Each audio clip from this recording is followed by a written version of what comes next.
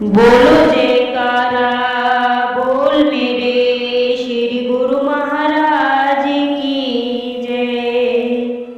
गुरुमुखो, संसार में जो कोई भी आया है उसको एक ना एक दिन अवश्य जाना है। यह प्रकृति का नियम है। संसार की रचना ही ऐसी है कि जो भी यहाँ आता है उसे एक दिन जाना होता है। नित्य प्रति के अनुभव से ज्ञात होता है कि कोई कल गया, कोई आज जा रहा है और कोई कल जाने की तैयारी कर रहा है। यहाँ पर किसी को स्थिरता नहीं, हर कोई जाने की प्रतीक्षा कर रहा है। अब देखना यह है कि जो कोई भी आता है उसे अवश्यमेव जाना ही पड़ता है और पता नहीं कि कब चला जाए। तो इतने थोड़े समय के लिए यह संसार में किस लिए आया है? यह विचार करना है कि कुदरत ने जो ऐसी रचना रची कि सब प्राणी संसार में जन्म लेकर आते हैं, तो किस लक्ष्य के लिए आते हैं? महापुरुषों ने अपने तजुर्बा से यह शोध कर बतलाया कि इसके आने का कोई मकसद है, कोई प्रयोजन है।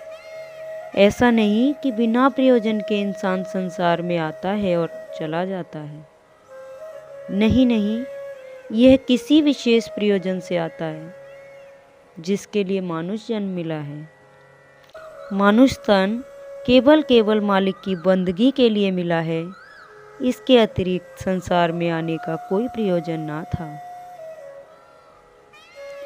अगर गौर से देखा जाए तो पता चलता है कि शेष जितने भी कर्म इंसान करता है उससे उसे कुछ प्राप्त नहीं होता, अर्थात उससे उसे खुशी नहीं मिलती, सुख नहीं मिलता, जिससे उसका कोई प्रयोजन सिद्ध नहीं होता। इसका प्रयोजन तभी सिद्ध होगा, सुख एवं खुशी तभी अनुभव होगी जब यह मालिक की बंदगी करे। इसी में ही जीवन का लाभ है।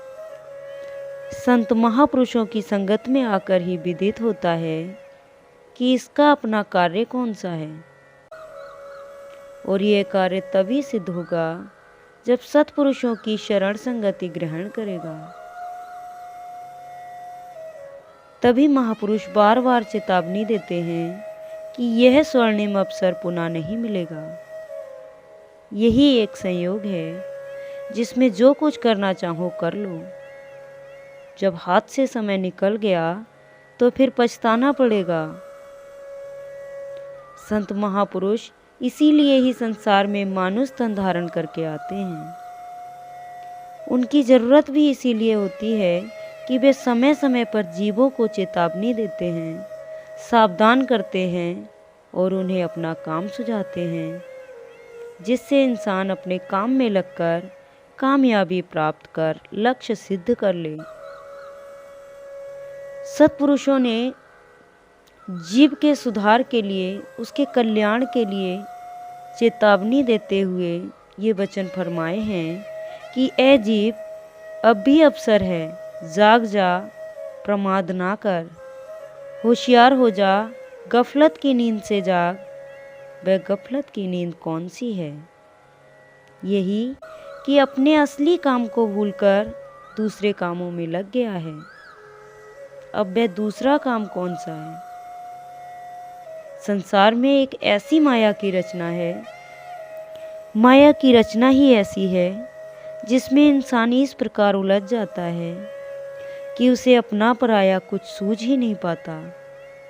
शरीर में, इंद्रियों के सुखों में, धन पदार्थ एवं वासनाओं की पूर्ति में रत होकर अपना सारा जीवन नष्ट कर देता है।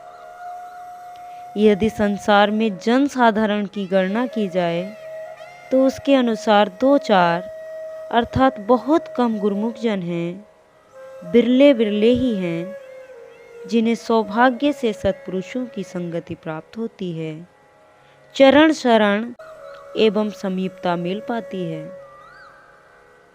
वे माया से बचकर मालिक की भक्ति में लग जाते हैं, नाम की कमाई करके अपना जन्म सुधार लेते हैं। अब यदि विचार किया जाए और देखा जाए तो संसार में है ही क्या।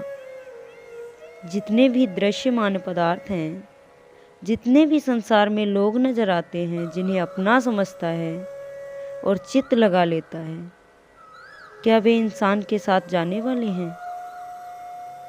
क्या वे साथ निभाएंगे, दूर तक साथ देंगे, या उसके सुख का साधन बनेंगे? कोई भी चीज़ साथ नहीं जाती, ना ही इंसान को सुख प्रदान करती है। यह तो एक रचना है जिसमें दिल लगाकर इंसान भूल गया है। इसमें ऐसी कोई वस्तु नहीं जो इंसान के साथ जाएगी और सदैव संग रहेगी। आप जैसे ही सौभाग्यशाली गुरुमुखों को ऐसा सुअवसर मिल गया है, सत्पुरुषों की संगति का संयोग मिल गया कि भक्ति का अनमोल धन इकट्ठा कर रहे हैं, ऐसी सच्ची पूंजी बना रहे हैं जो यहाँ भी सुख देगी और परलोक में भी साथ जाएगी। यह कितने बड़े भाग्यों की निशानी है, और इससे बढ़कर क्या हो सकता है जो इंसान के जीवन को चार चांद लगा दे, परलोक सुधार ले और मालिक की दरगाह में सुरखरू हो जाए।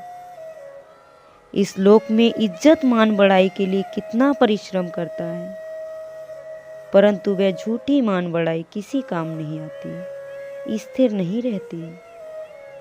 जिसकी मालिक की दरगाह तक रसाई हो जाए, उसका कितना सौभाग्य है।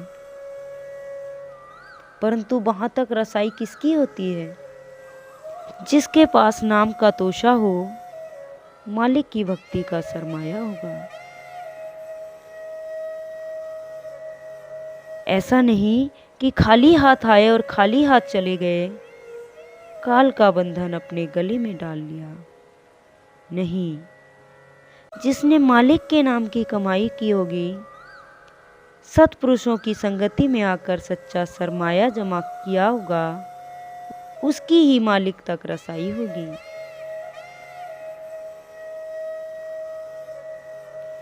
जिन्होंने सद्गुरु के नाम की कमाई की, वही मालिक की दरगाह में उज्जवल मुख होकर गया। सदा सदा के लिए मालिक के एकाकार कर मोक्ष पद को पा लिया। यह कितनी बड़ी उन्नति है, इससे बढ़कर और क्या लाभ हो सकता है। दुनिया में कोई कहता है कि मैंने बहुत धन कमाकर, बड़ी पदवी पाकर अपना नाम कमा लिया है। वह सब नाशवान है, हानि का सौदा है। वह चाहे ढेरों के ढेर हो, उसकी कोई कीमत नहीं। इसकी अपेक्षा भक्ति ही सच्ची चीज है और परलोक का तोशा है। यह सौदा यदि थोड़ा है तो भी कीमती है और साथ निभाएगा। शेष चीजें काम नहीं आएंगी। जहां दुनिया भी साथ नहीं देती, माता पिता बहन भाई तेरे नहीं होते, वहां नाम सुमिरन की कमाई, नाम की सच्ची पूंजी संग साथ निभाती है। गुरुमुख जन विचार करें कि नाम सुमिरन और भक्ति की कमाई का तोशा बनाने का यह सुअवसर मिला हुआ है, इसलिए सदा होशियार रहना है। क्योंकि समय जो बीत रहा है, इसका एक एक सेकंड, एक एक मिनट कीमती है। इंसान को यह जिंदगी अल्प समय के लिए ही मिली है, उसमें ही भक्ति के साधनों को अपनाकर नाम की कमाई करनी है। महापुरुषों ने जीव कल्याण हेतु ही आरती पूजा, सेवा, सत्संग, सुमिरन, ध्यान, भक्ति के साधन बना दिए हैं। इन साधनों पर आचरण करना ही साथ ले जाने वाला तोशा है। इसीलिए गुरुमुख जन इन नियमों का पालन करते हुए, इन साधनों को अपनाते हुए अपना जीवन खुशहाल बना लेते हैं। यही जीवन का लक्ष्य है।